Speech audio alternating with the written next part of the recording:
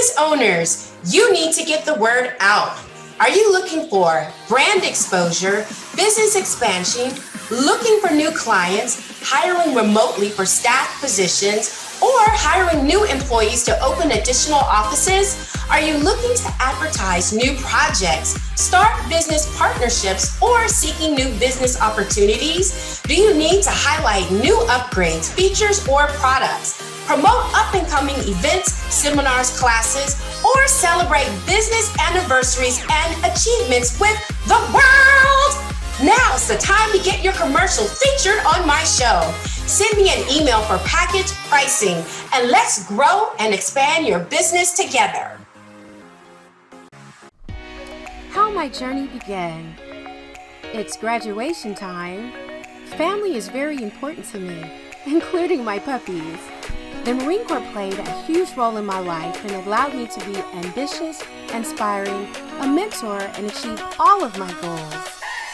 As a financial expert, I've received multiple awards, done various events as a guest speaker all over the U.S. with my platform of creating healthy financial habits, along with having my own business, all leading up to my show. Come along for the journey. Hello, Gems, and welcome. Today is the third episode, or as I like to say, lucky number 3, in this month of service members and highlights. My special guest today is a kick-butt soldier in the Army. But as you know, before I introduce you to my guest, I have to give you a little bit of information about the United States Army. So the Army was established on June 14th, 1775, as roughly about 14% of the females are in the Army. The Army has several sites for their boot camp: Fort Benning, Georgia; Fort Jackson, South Carolina; Fort Leonard Wood, Fort Leonard Wood, Missouri; Fort Sill, Oklahoma; and Fort Knox, Kentucky. There are around 190 career options to choose from in the Army, so plenty to choose from. I'm pretty sure you can find something you like. Here's a fun fact about the Army. They are the only branch that offer you to become a veterinarian. I think that's so amazing, as I am a pet lover. So if you or you know someone that is interested in the veterinarian program, the Army offers a phenomenal way to become a veterinarian. And here is a final good fact. The Army has a new PT intense physical challenging task. It is comprised of 6 events, not 1, not 2, but 6 events that consist of the deadlift, the standing power throw, hand release push-up, sprint drag and carry, a leg tug, and finally a 2-mile run. Now, Gems, this by no means is an easy task and definitely deserves our applause to any and all soldiers who do complete this during their annual training. So on to our special guest today. She was born in Wichita, Kansas. She has 19 years of honorable service in the Army. She has achieved the rank of Sergeant First Class, or E7.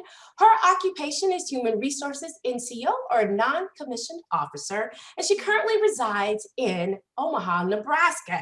Now, one more important fact, I bet you're wanting to know, how did I get to know this amazing woman? I got to meet this wonderful Sergeant First Class when we were both stationed in Dover Air Force Base, and we had the humbling opportunity to work at JPED. So what is JPED? JPED is the Joint Personal Effects Depot. It's the only one in the entire United States that services all branches of service, and we take care of our fallen. The mission of JPED is to receive, safeguard, inventory, store, process, and determine the final deposition of personal effects of not only those killed in action, but also those who are wounded or missing from all branches of the service, as well as 4 deployed Department of Defense civilians, as well as contractors. Now, what is exactly personal effects? Personal effects, according to JPED, is defined as privately owned, movable, and personal property belonging to someone. These include what the person had on them at the time of their passing, which are referred to transferable items, as well as those left behind in their workspace and living quarters. So we had the opportunity to have this outstanding, very humbling, very respectful, dignified job. And that is where I met this wonderful woman, Sergeant First Class Nelson. Welcome to the show, and how are you doing today? I'm blessed. Absolutely. I have to ask because I'm all things about Nebraska. Do you guys still have snow? No, not right now. I give her a hard time, Jims, because they will get snow in October. Okay, we're over here still playing around in Delaware, and she's over there. It's going to snow for Halloween, Thanksgiving, and Christmas. So I always like to ask her if they have snow. I know it's coming, but let's go ahead and get along and moving forward with your interview. So, what made you join the Army, or who? So, I was taking some electives at Metropolitan Community College here in Nebraska, and I don't know what I was doing. I think I was walking from one class to the next, and I ran into a recruiter. That's how they get you. Yeah. It wasn't my first encounter with her. I want to say, she gave me her card, talked about the benefits and, things I could do in the military. Actually, not just the military in general, but the Army. Right. And it's something that I just thought about, as time went on. And I think I ran into her again because she's very persistent. Yes, they are. Recruiters are very persistent. And I was just like, you know what? Yeah, I'm not doing much with my life, but just working a part-time job, taking classes. I'm just gonna do it. It's something that I want to say I didn't think about, but it took me some time to figure out that, what, just do it. Just do it. And yeah, the recruiter. I'm telling you, those recruiters. My own business, taking classes, and yeah. They reeled you in. So how did your family and friends initially feel about this choice? You're going to school, and then all of a sudden, hey, change of plans. Yeah. You know what? I will say, I'm going to be honest. It was something that those around me knew was the best decision for me, because I wasn't, I was taking classes and starting to mature. I still was, being wild, going out and stuff like that. Right. And I don't want to say I wasn't living right, but I wasn't right. You know what I mean? So outside of taking classes, it's just like, yeah, you probably need to do that. And it's definitely something that my grandfather said, you know what, this is what I wanted for you. So at that point, I knew that was something that was better for me. Absolutely. I completely understand. So I know in their intro, I listed several boot camps. Which boot camp did you go to? Fort Jackson. South Carolina. Okay. So how was that? Hot as Hades. Okay. So you went during the summertime. Yes. So how was that for you, going to boot camp, switching gears, from taking the classes and then boom, boot camp? It was a culture shock. I'm serious. Like for me, so I've always been a runner. So the whole running part is like, whatever. But when it came time to do push-ups and doing them correctly, right? Yeah.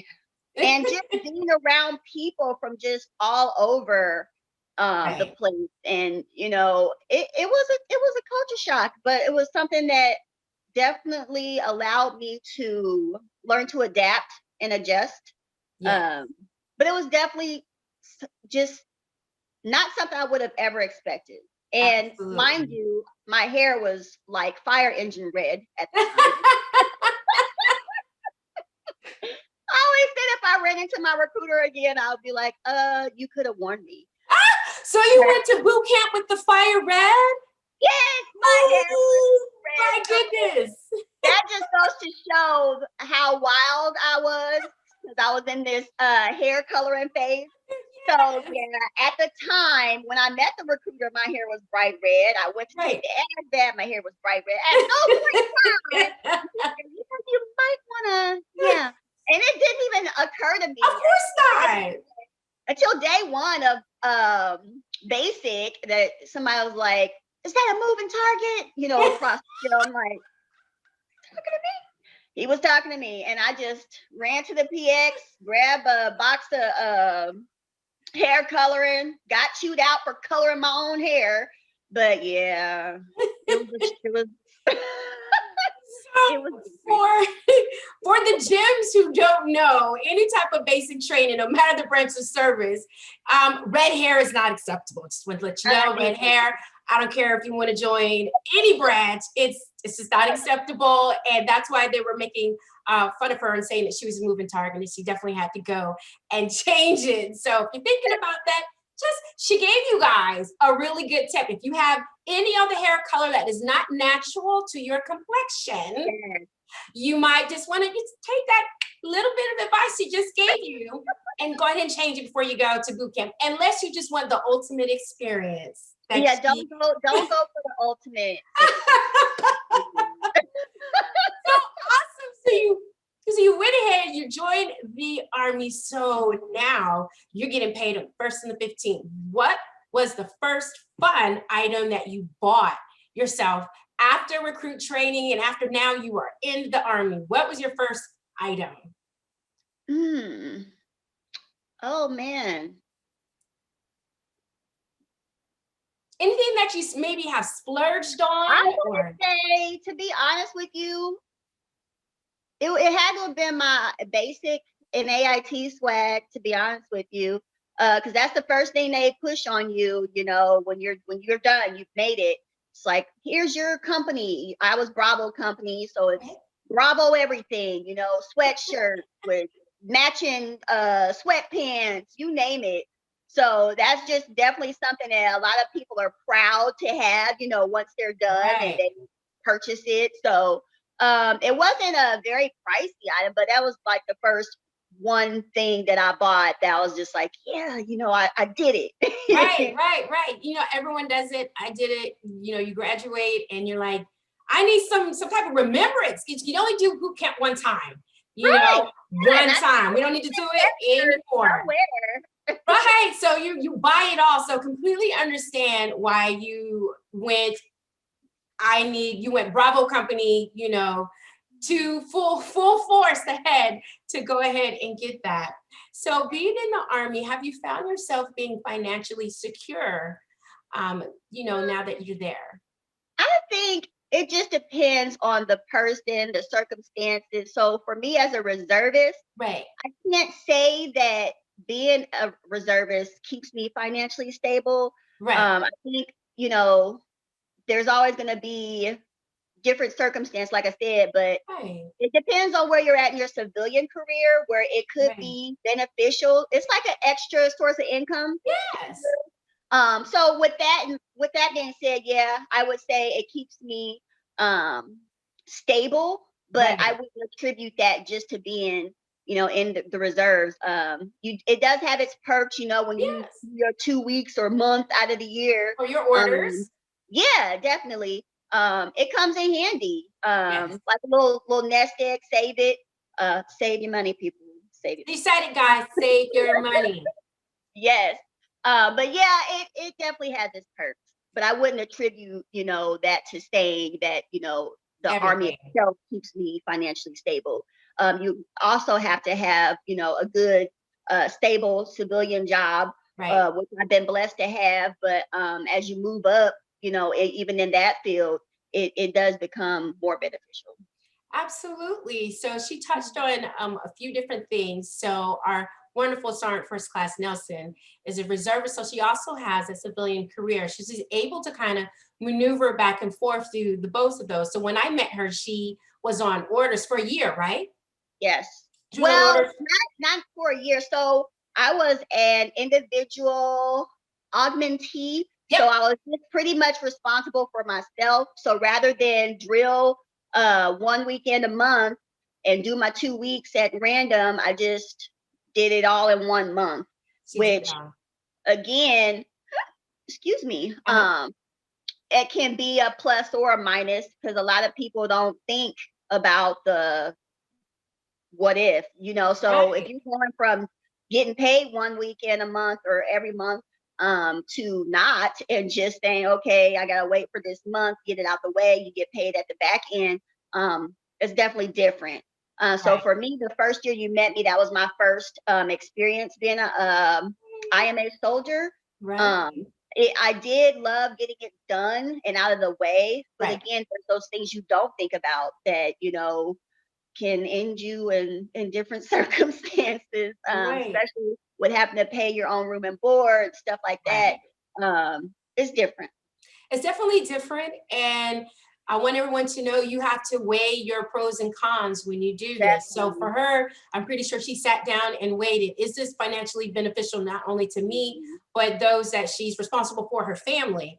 And then, if the answer is yes, like you said, moving forward with the room and your board, is this again still financially Mhm. stable for me to kind of do this? And I'm so grateful that she said yes, or else she wouldn't be here today. So just Mhm. letting everybody know, yes, yes, yes, hugs from afar, that everything is always a financial balance. It's always going. You're never just here. It's always a balance. You're always weighing out your options and deciding what works best for you based on the situations at hand. So, as a reservist, and you have the best of both worlds, how do you foresee your career after your tour and your retirement in the military as done? Are you going to stick with the civilian career, or maybe find something completely different? You might be Definitely. inspired by something completely different. So there's all kinds of Mhm. ways to do this. Yeah, so militarily, like I could retire next year if I choose, because Okay. I'm at 20 years in. Yes. But I guess it depends on the day for me. It just depends on the day because you mentioned at the beginning, we got the new ACFQ or Yes, we ACFT. do. And it's just like, do I want to stick around for that? So, Right. It's intense. I tried to tell them that's an intense test, you guys. It's intense. yeah, well, it's similar to what you all have been doing forever. I don't know how you do it, I but don't we'll know. see. We'll see. I'm not surprised. Yeah, it just depends. If I choose to get out next year, if I don't get promoted, so if I do get promoted to E8, I'm obligated to do an extra 3. So Right. again, it just depends on the day. But with that said, eventually there does come a time where it's like, okay, it's time to hang it up. I'm in my Right. late 50s or whatever the case. I'll definitely have to put in my time, finish my time with my civilian career because it's like you think of it as being in the military. It's like you get over that hump, and it's Right. like, why would I get out now or quit now? So Right. I have a good 15 Oh yeah. years as a civilian, Oh, yeah. So you're there. I'll go for as long as my mental stability allows. Jims, you have to love her honesty, her candid, and she's just telling you how it is. This is no sugarcoating. This is my Sergeant First Class Nelson keeping it real. So thank her for that. Thank her for that. And again, always weighing your options, your pros and cons, where it is. So since you mentioned it, when, not if, but when you get promoted, are you going to go the first sergeant route or the master sergeant route? I think I'd rather, you know what? I don't know if that's something that I would be able to determine because when Okay, you get promoted, they find you somewhere to be. right, So if they put me in a first sergeant slot, then I'll do my best to do right. right by the soldiers and just be a good first sergeant. And if You will not, be. even as an EA, you still lead the soldiers. So Absolutely. either way I go, I'm gonna give 100%. Oh, look at that political correct answer. If you had to ask me, I think she should be a master sergeant. I don't know why I feel that way. I'm just saying I think she would be a awesome master sergeant. So moving along, what is your favorite accomplishment so far in your career? Oh man, I want to say my ability to move around. So when you're a reservist, a lot of people, are in the same unit you've been in since you joined the military, Yes. and they don't go anywhere else. Yes. They don't know nothing else. So for me, once I branched out, Right. I've been able to dibble and dabble in different types of units. And Yes. just like meeting you at the JPEG, in Dover, who'd have thought. So I just love my ability to be able to put myself out there and move around. Right. Because again, I definitely didn't want to become some E7 who's been under the same umbrella their whole career. And Right. you do see a lot of that. You see a Yes, we lot of do. that. Yes. It's just like, yep, I joined this unit when I got in. I've been in ever since. Like, Ever since. people don't stay stagnant. Like, that's Right. just not a good career move, not in my opinion. Yeah. Just being able to move around, experience different things, different places has been the most beneficial thing to me in my military career. Yeah. What are a few of the places that you visited? So other than JPED, I joined a small top-heavy battalion. They've since disbanded, but they were out of Fort Riley, Kansas. Nice. So for a good 2 years, let me Okay. think. Yeah, a good 2 years, I drove once a month to Fort Riley, Kansas. I want to say 2-hour drive, maybe. Oh, Yeah, I think a good 2-hour drive from here. right. But that's something I was willing to do, and I didn't miss I didn't miss a beat. So There you go. Fort Riley, Kansas, another unit I was temporarily in was based out of, where were they based out of? Oh my gosh. Was it Pennsylvania? I think it was a unit out of Pennsylvania. So I didn't technically drill there, but I still belonged to the unit. So when I belonged to the unit out of Fort Riley, Kansas, we had moved to Fort Hood, Texas for a year. Okay. So when our time was up, I got attached to the other unit. Makes So, sense. even though I didn't travel there, it was still the Right. people. Yes. And the people in that unit were just genuinely just awesome people. So again, just different experiences, with different units. What other units have I been in? Yeah. I think that's about it Yeah, no, but because that's yeah, good. yeah. That no, because again, I feel like there's always, or what I'm seeing so far, a really good theme with your career.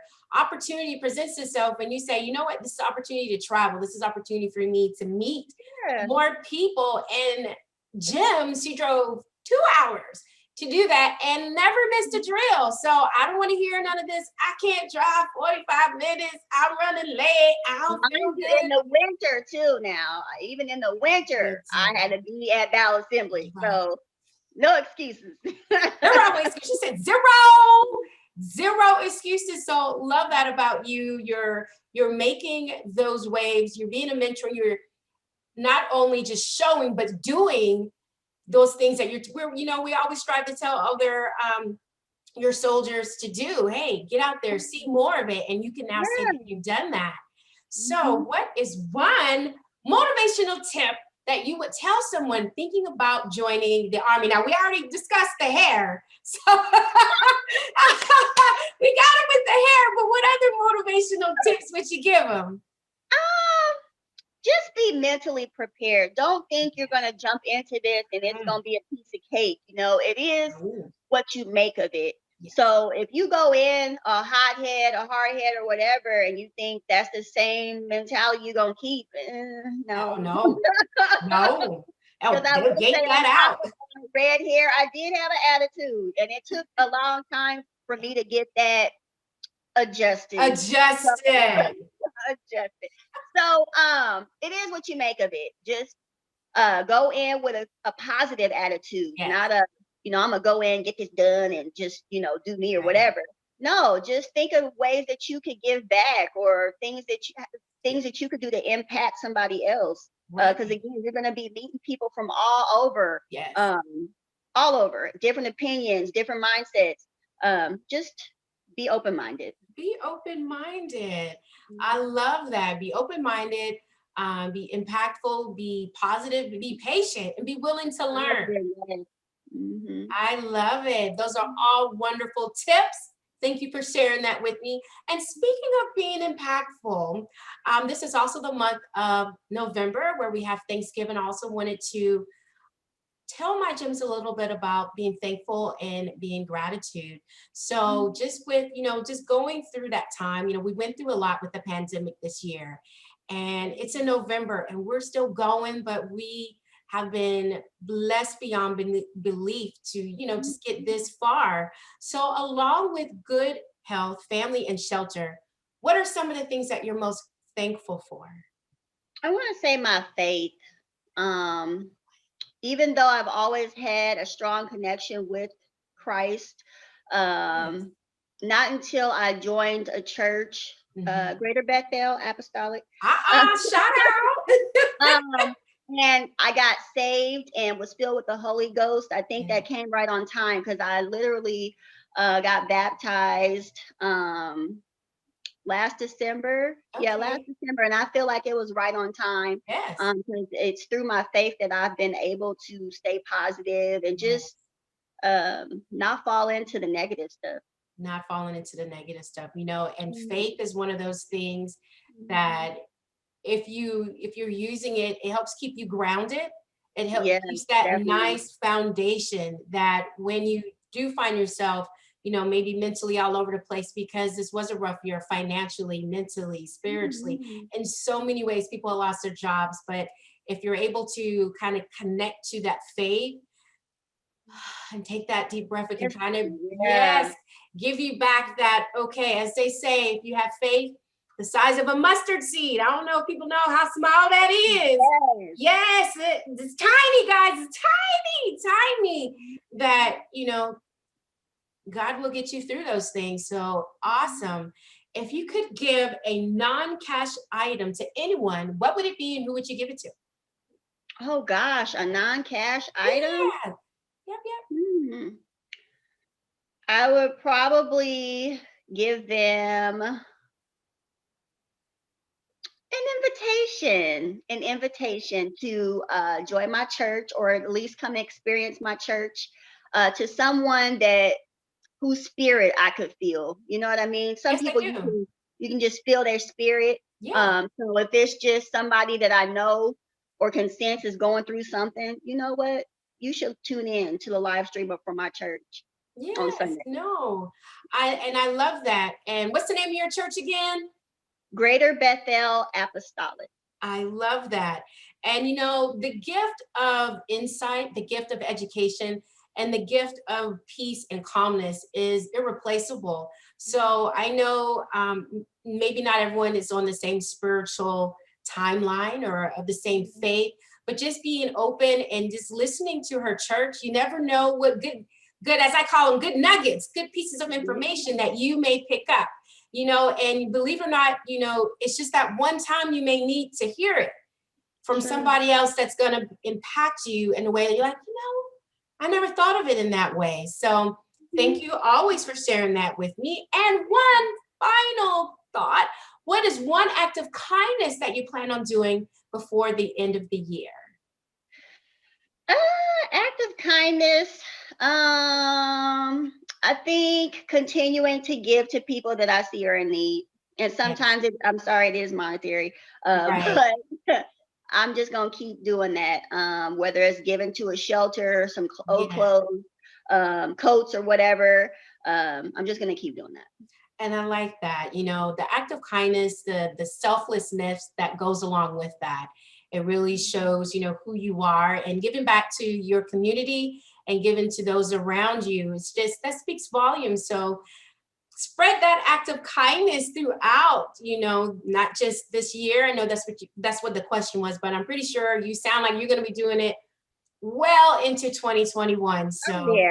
take that good cheer with you. And Siren First Class Nelson, thank you for being a Welcome. guest on my show. You're Thank you so much. welcome. You were amazing. You gave out so many motivational tips and guidance and advice, just as a Siren First Class should. So love it, love it, love it. All right, Jim. So thank you for coming to the show. And remember, creating healthy financial habits is a lifelong journey. Remember, without change, there'd be no butterflies. I just love that. We see butterflies because there's been change. Changing habits, changing lives, and changing futures are all up to you. Until next time, take care.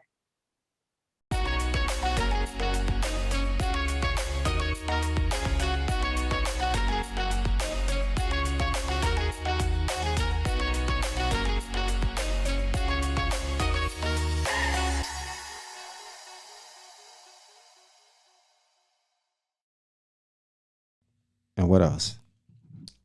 That's it. I'm an asshole. It's got to be more to it. And there always is more behind the story. I mean, you can't just come out and just say you're an asshole without giving a reason why, because there's always two sides to the story. Like maybe you don't think you're an asshole.